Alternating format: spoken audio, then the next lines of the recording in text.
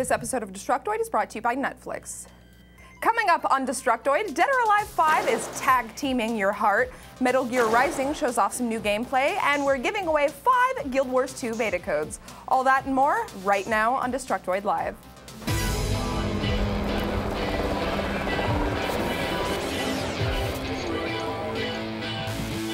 Hey there, welcome to Destructoid. I'm Tara Long. And I'm Anthony Carboni, in for Max Scoville, who is getting teeth removed because he bites. Oh. He has bitten people. I was gonna say he was getting his micro penis removed, but yours is a lot nicer. Well, one of them is true. Yes. We won't tell you which one. Max will tell you on Monday. It's the micro penis. So getting into the news, well, not quite yet into the news. As you guys know, we are currently in the middle of a contest to give away some SEAGATE solid-state hybrid drives. We're going to talk more about that later in the show, but in the meantime, we've got another giveaway just for those of you awesome enough to watch this episode live, and that is some codes for the Guild Wars 2 beta that's happening this weekend. Awesome. It's running through Sunday, and this is the last chance that you're going to get to play it before it actually launches next month.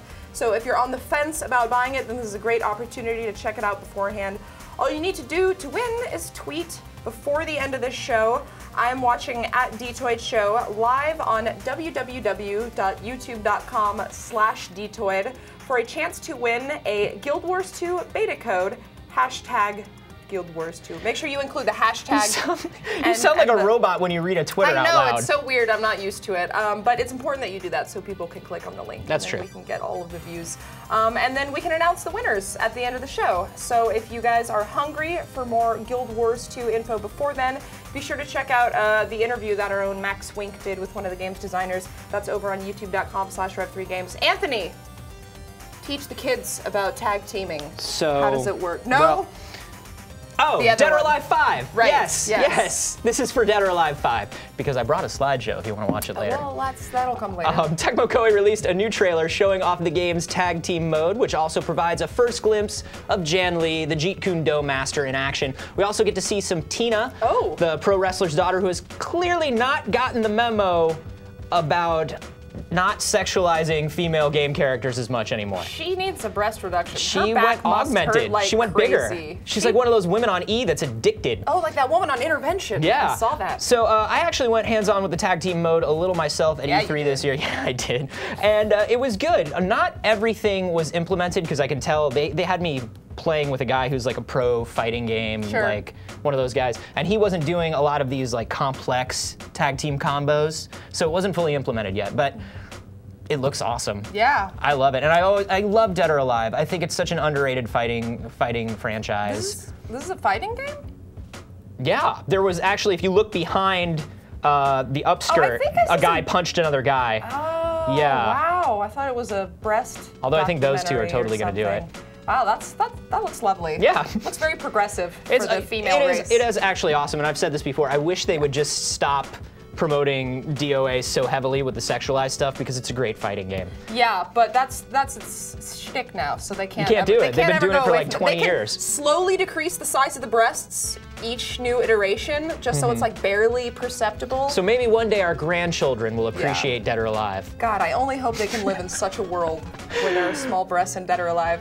So on to some more palatable news. Gearbox has announced that Borderlands 2 is officially content complete and has entered certification. The team has now begun working on the Mechromancer class that they announced earlier this year. That's the kind of steampunk-looking chick who commands a mech named Deathclap. Oh! Get it? Yeah. She's really cool. She's going to be free to all Borderlands 2 Premier Club members, which is basically anyone who's pre-ordered the game, doesn't matter what version you pre-ordered. And she will be available 2 to 3 months post-launch, so around Thanksgiving probably. But if you pre-order the game, then you should be getting some other goodies before then, obviously, like the rare item that comes in the pre-order pack. You also get a Gearbox gun pack, as well as a Vault Hunter's Relic, which boosts your loot fortune a little bit, and then possibly some other items, depending on where you pre-ordered from. I think GameStop had a few extras thrown in there. And then the Mechromancer class, of course, will be available to people who didn't pre-order the game just for a small fee. So we don't know what that fee is yet. I would just like to quickly point out what a travesty it is that Gearbox is completely sold out of the Ultimate Loot Chest Limited Edition. You're really bummed over this. Did you see the loot chest? I did see the loot chest. Did you really look at it? Like, did you get a close look at it? Did I really just like get all up in the loot chest? Yeah. Did you put your face in there? A little bit. It's pretty awesome. Looks good. If they don't send us one of those, I'm gonna flip my shit. Zach Miner's getting one. Yeah. He got in there early enough. You can maybe borrow his or steal it. Everybody steal from Zach Miner when you can. I'm gonna do that. Speaking of certification, you might recall that the patch that Polytron released for Fez back in late June, the one that fixed the game for a lot of people, also broke it for a lot of other people. Yeah, destroyed their save files. So at which point Microsoft took it down completely. It's back up now, and apparently Polytron is not going to be fixing the game-breaking bug because it would cost another $40,000 to fix it and release a patch for the patch. Yeah, Polytron's Phil Fish wrote a blog post, which has since been taken down, where he slammed Microsoft for their outrageous fees and added that they already owe Microsoft a lot of money for the privilege of being on their platform. He went on to say, to the less than 1% who are getting screwed, we sincerely apologize. We know this hurts you the most because you're the ones who put the most time into the game, and this breaks our hearts. We hope you don't think back on your time spent in Fez as a total waste.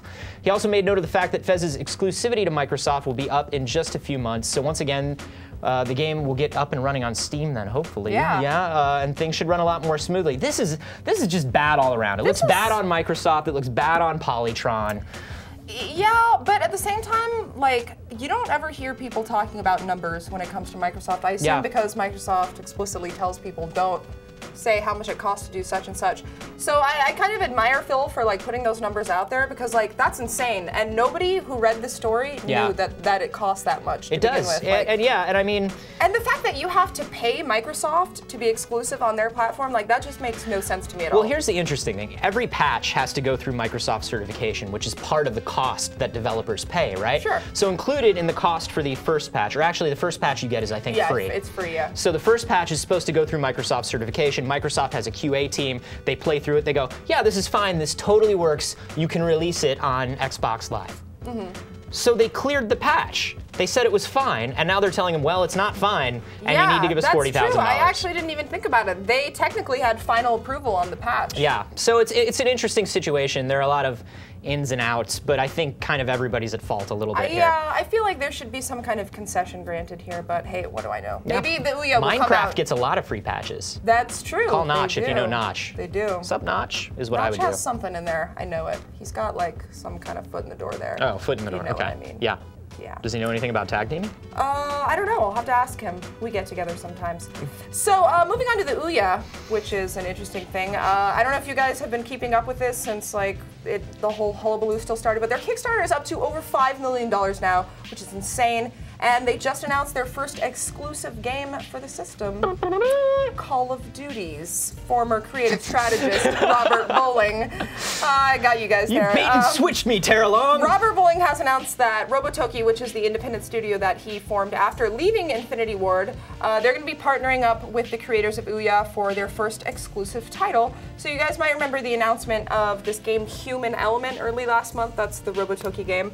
It might have gotten lost in the E3 haze. Either way, it is their first game, and it's a zombie survival game, but with a little bit of a twist.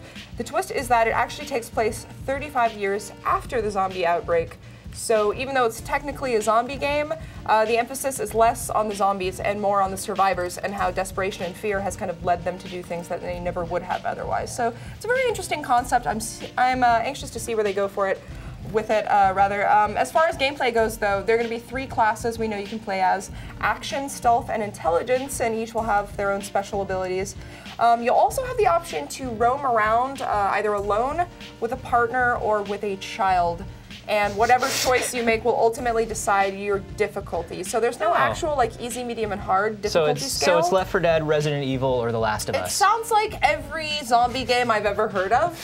But again, we know so little about it. It's really hard to tell at this time. The game is slated to release on PC, mobile, and tablets, and next-gen consoles in fall 2015. But Robert Bowling was apparently so taken by this Ouya Kickstarter when it first came out that he like immediately pledged $10,000 and was like, I want to do something with you guys. So he signed on to create this episodic prequel exclusively for the system. No. So let's clarify here.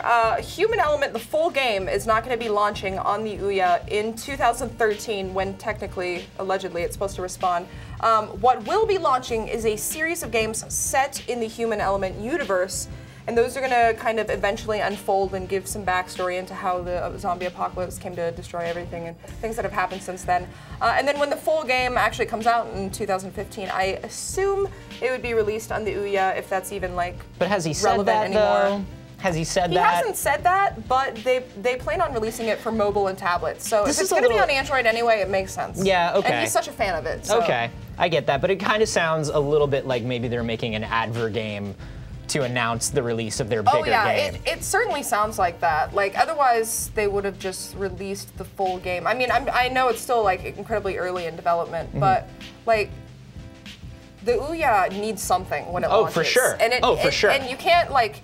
They just announced it, so a company like that couldn't just be like, oh, let's create a game for it and have it ready by whenever the Ouya launches. Like, it's not enough time now. So you have to create something like short, something that will hopefully tie into something that you're already creating so it can get extra exposure. So I kind of see where they're coming from. It's interesting. It's good that the guy like Robert Bowling came out and announced support for it, because I think more developers will kind of fall into line now. Indies were already excited about it, but I'm hoping this gets more bigger names. Yeah, and it sounds so much different than like your standard Call of Duty-esque shooter. So it'll be interesting to see their take on it.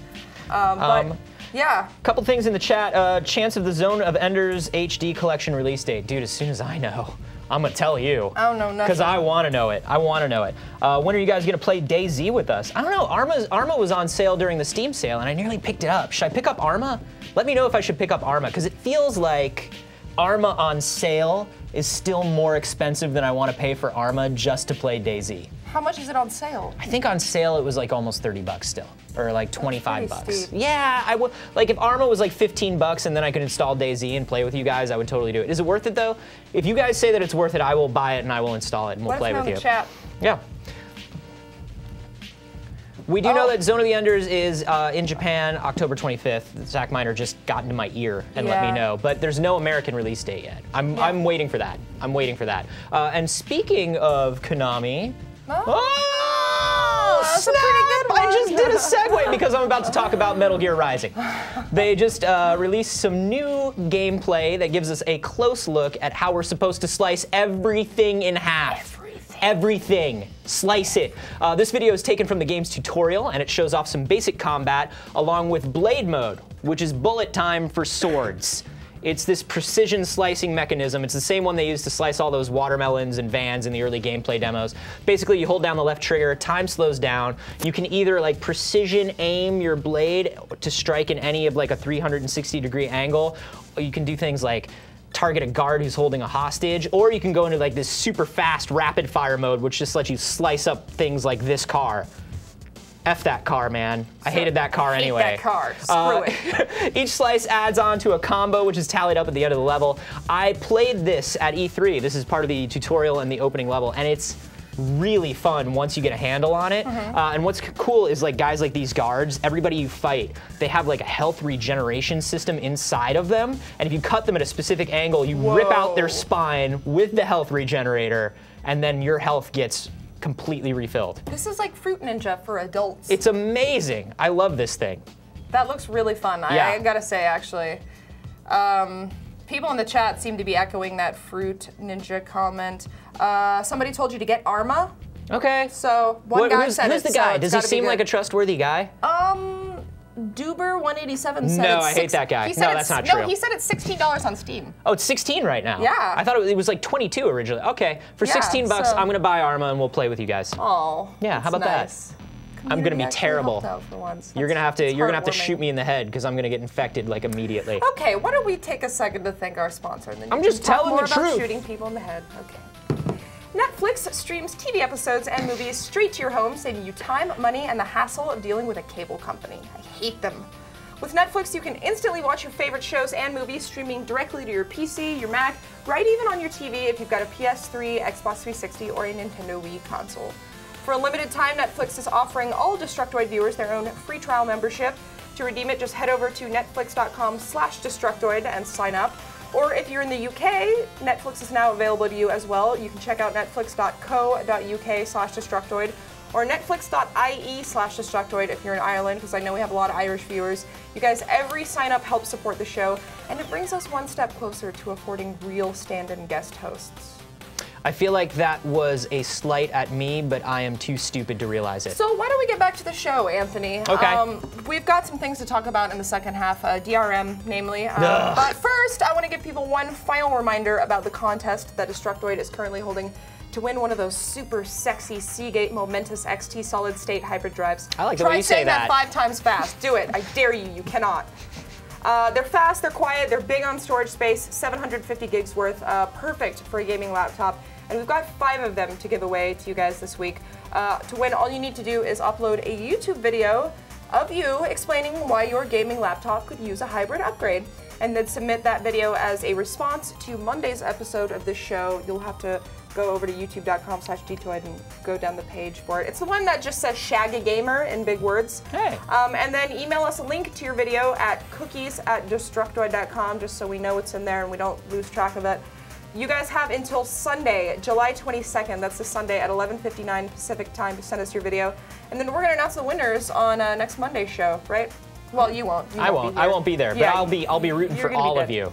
But do remember that this contest is US only, so they're going to have the full rules and descriptions. And when I said all of you, I meant all of you in the continental United States, anymore. Alaska, and Hawaii.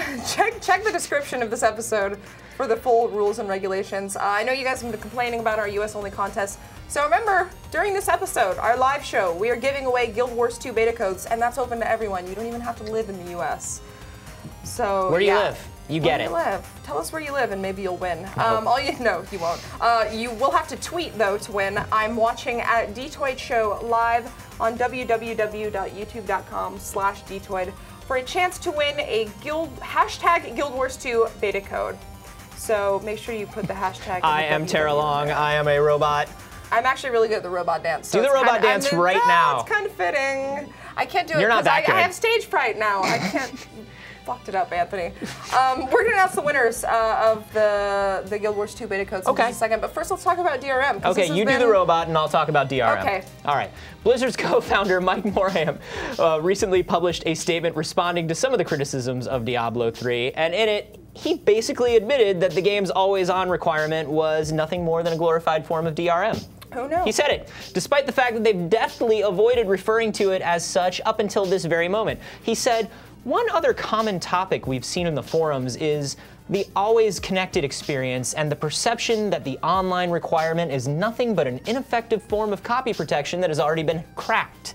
While we've never said that this requirement guarantees that there will be no cheating or game cracks, it does help us battle those problems. We have not found any fully functional cracks.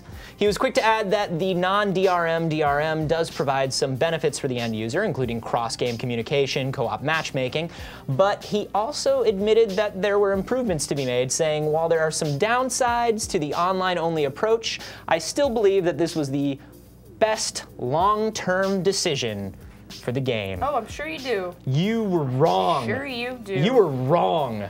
What do we think about this? Because this is becoming so much more common in recent years. Look, these companies, they have to protect themselves against piracy.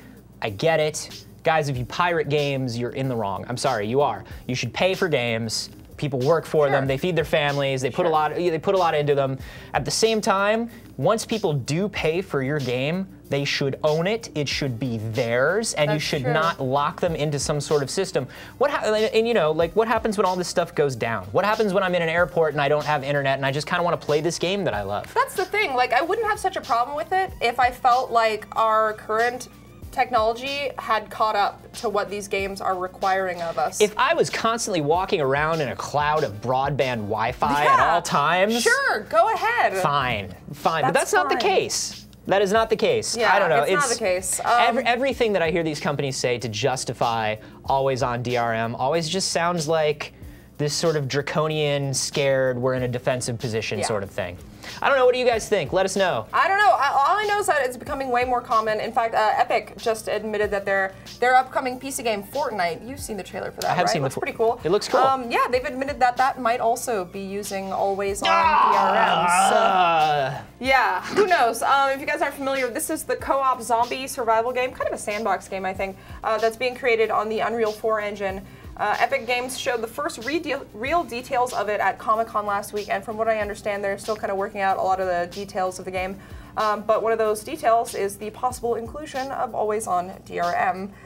So in an interview with Rock Paper Shotgun recently, the game's producer, Tanya Jessen, when she was asked if the game would have DRM or not, she responded by saying, quote, "Whatever we decide to do there is going to be more relevant to the most fun experience you can have with your friends, but I can't nail that down today."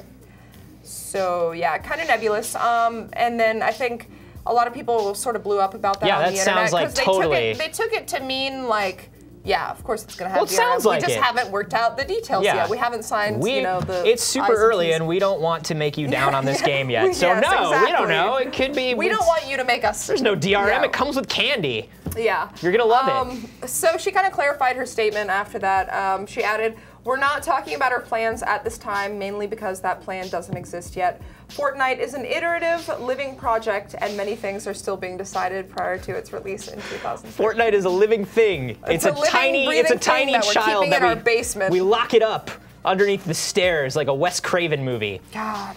They should have just named it Stockholm Syndrome. I don't know. What do you guys think? We haven't gotten much about DRM, but somebody did ask if anybody else has puked while playing Dyad, which is kind of unrelated. But yeah, it doesn't sound good. See, it seems like most people are saying that it's really annoying. You know, like you said, I get the piracy thing. Yeah. I feel like there's probably a better way to combat that. Sure.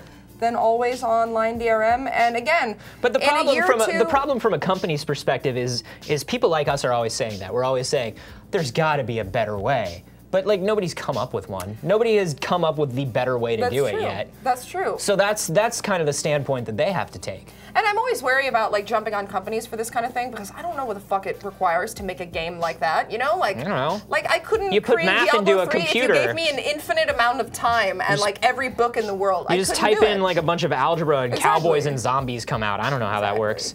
So I feel like a lot of people are also probably just ignorant of what actually goes on behind Let's not write off Fortnite yet, though. Let's say that. Let's say that it's not an appropriate time to write off Fortnite. No. It's very early.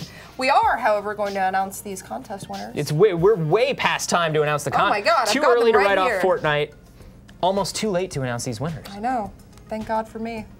So, first winner, Panakokin. I think that's how you pronounce it. Panna cotta? Panakokin. Okay. Kokin. Sir Gurge, Todd and Reed, and Basket Boa also, and then The James Awesome. I recognize some of these usernames. So congratulations, you guys. We'll get in touch with you through Twitter soon and hand you your code over so you can get your lore on, which is a new phrase I'm bringing back as of yesterday. I like it. I like it too. Thank you. It's very fitting for somebody. I would love to Texas, get my lore on this weekend. Yeah. Nobody ever says that, I don't think. Put a couple steaks on the grill and just like maybe get my lore on. Get your lore on, why not? So like I said, if you guys want more Guild Wars 2 info, be sure to check out the interview that Max Wink did with the game's designers. They talked about all sorts of stuff. They talked about the new playable races in the game, this mysterious gem model. They talked about how companies like ArenaNet and others are able to keep an MMO alive without a monthly subscription fee, which is very interesting. You can find that over on youtube.com/Rev3Games. Tell them what else they should watch. Oh, I'll tell you what you can watch. You can watch Casual Friday, which we made. I was in that. Yeah, we talked about spoilers. I'm not going to give anything else away about that episode. Get it? Shut up. Oh, I'm hilarious. Also, over at Random Encounter, we finally figured out what Mega Man smells like. Is it a fresh summer's rain? That would be a spoiler. And we talked about the Mars rover game that NASA just released for the Kinect. It's a dirty diaper. That sounds terrible. Yeah. Who knows? I feel like there's a weird plastic smell. Also, if you guys are following me on Twitter, I'm at @acarboni. I released an amazing wallpaper if you enjoy Rev3 games. Look at that. Look at that wallpaper. Move your face. There we go. Look at that. Who wouldn't want that as their background? There is something incredibly important missing from this picture. No, we have ice cream and we were wearing jackets because it was cold out. That's what you get, sir. There's also a peacock I in the didn't want to bottom have to left. do that in front of the children, but you left me no choice. On that note, I'm afraid that's all the time we have for today. I think it's a beautiful background. Max is probably going to be back in on Monday unless his operation went like horribly wrong, in which case he may never return. He actually went down to Tijuana to get his teeth done, so it's like a 70-30. All right, well, until then you can follow us on Twitter. I am on there at Terralongest. He is A Carboni. And the show is D-Toy Show. If you're feeling nice, then go tweet Max some pictures of monster trucks or werewolves, anything but spiders.